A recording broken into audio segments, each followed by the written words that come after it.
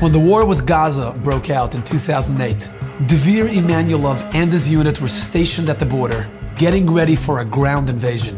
Like every good Jewish mother, Mrs. Dalia Emmanuelov was extremely concerned about the safety of her son. She made Dvir promise that he will text her before he goes into Gaza. אמרתי לו, דביר, אם אתה נכנס לעזה, אני חייבת לדעת מזה. תסמס לי את המילים, אני שומר על עצמי. זה יהיה הסימן בינינו שאתה בעזה. 9:59 p.m. on a Matzah Shabbos, she received his text. אני רואה הודעה מדביר, באלה המילים. לאמא שהכי יקרה לי בעולם, אוהב אותך, אשמור על עצמי, תשמרו אתם על עצמכם. ואני הבנתי, דביר נכנס לעזה.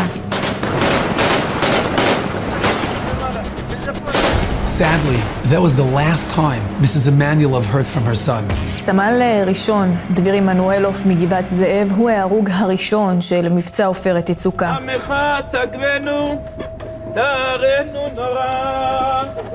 She was completely shattered.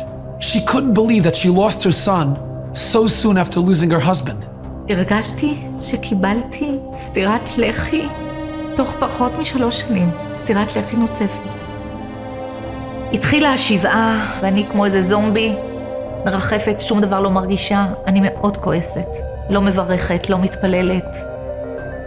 A few months later, it was Dvir's birthday, and Mrs. Emmanuelov was coming back from an emotional visit at Dvir's kever on Har Herzl.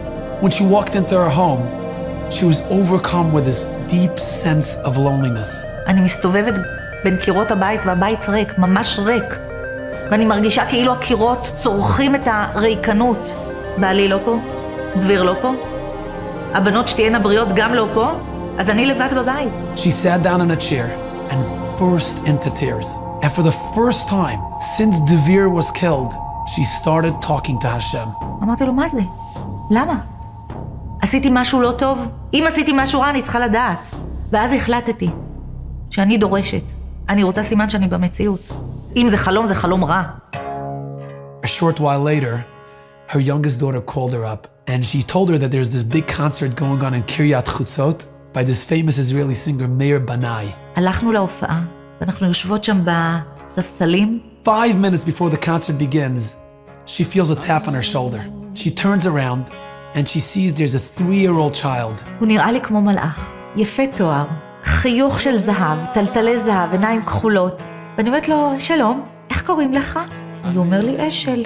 אתה רוצה להיות חבר שלי? אני שואלת. הוא אומר לי, כן. אתה רוצה לשבת לידי? Before Eshel could respond, she hears Eshel's father, Benny. Eshel, come over here, sit next to Abba and Dvir. בוא תשב לידי וליד דביר.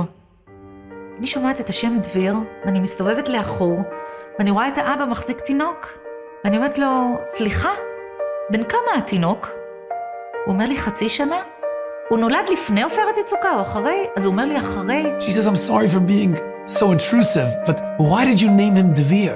Benny looked at her and said, you know, we actually never shared this with anybody, not even at Dvir's bris, but if you're asking, I'll tell you. He pointed at his wife who was sitting next to him, and he said, when my wife was in her 8th month, she went to the doctor for a routine checkup. עשיתי בדיקת אולטרסאונד שגרתית, ובבדיקה עצמה התגלה סוג של מום לעובר. כשהלכתי לקבל ייעוץ רפואי ממומחה, אמר לנו שזה הר ציביר, וככל הנראה הוא ייוולד לתוך איזשהו מערך שנצטרך אולי דיאליזה וכו'. We were completely devastated by the news. When my wife came home that day after the doctor's visit, she turned on the news and she hears that the first Israeli soldier just got killed. His name? Dvir Emmanuelov. משהו טוב נחת עליי, ואני אומרת לקדוש ברוך הוא, אתה תעשה איתי את החסד, תרפא לי את הילד, ואני אקרא אותו על שם דביר. A month later, we gave birth to a beautiful, healthy baby boy, and we named him Dvir. ואז אני אומרת לו, אתה יודע, אני אימא שלו. צריך להבין שהפסטיבל עצמו זה 8,000 איש, זה 8,000 כיסאות, זה חושך. מה הסיכוי שאישה מגבעת זאב ואישה מירושלים ישבו שורה תחת שורה, נפלנו אישה על רעותה, ממש ככה, אנחנו התחבקנו והתנשקנו. היא אומרת לי, דביר שולח לך חיבוק גדול דרכנו. אני שומעת את המילים האלה. אני הבנתי, אני ידעתי, ואני קיבלתי תשובה ישירה. You know, we all have times in our lives when we feel abandoned and alone. We feel like there's nobody really listening up there. There's nobody watching over us up there. It's in times like these that we have to commit to turn to Hashem and connect to Hashem and talk to Hashem in your own language. It doesn't matter where.